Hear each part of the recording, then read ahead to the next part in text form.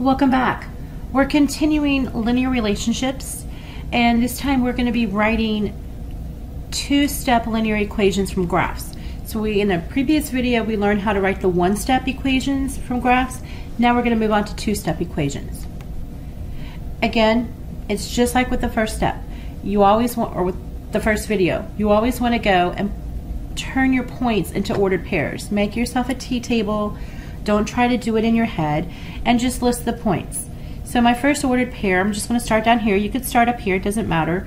But my x value is a -3, and my y is also a -3. Then I have an x of a -1 with a y of a +1. I have an x of 0 with a y of 3.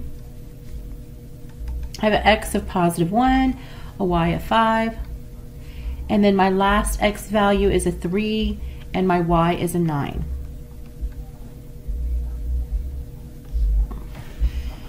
Okay, looking at this, I'm going to try. I can multiply -3 times 1 to get -3, but -1 times 1 doesn't give me a +1, so that doesn't work. I could add 0, but -1 plus 0 is not -1. So because I can't multiply or add, I know that it's going to be a two-step problem. So we're going to need to find our rate of change. Remember, the rate of change is going to be the change in y over the change in x. So you're going to pick any two y values. It doesn't have to be the first two. It could be any.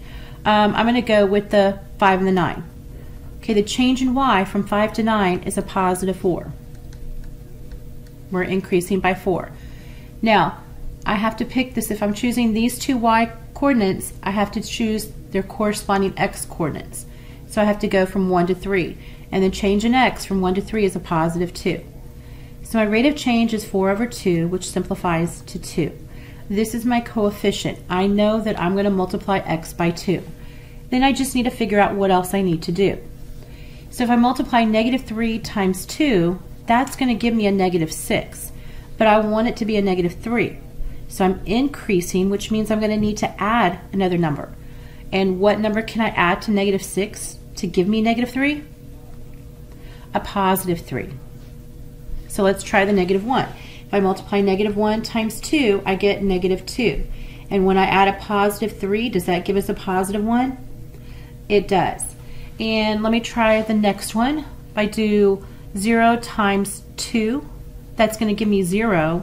And when I add 3 to that, I get 3.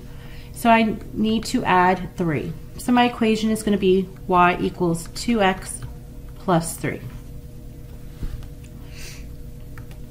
And one more example.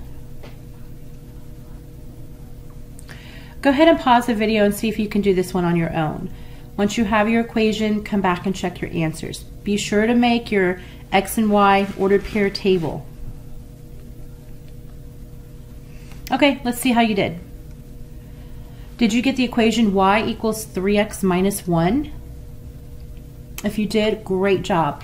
If not, let's go ahead and see maybe what your mistake was. Make sure that you have the correct x and y values, the correct ordered pairs for the points that are plotted on your line. And now we need to find the change in y, the rate of change in y over the change in x. Make sure you did y over x and not x over y.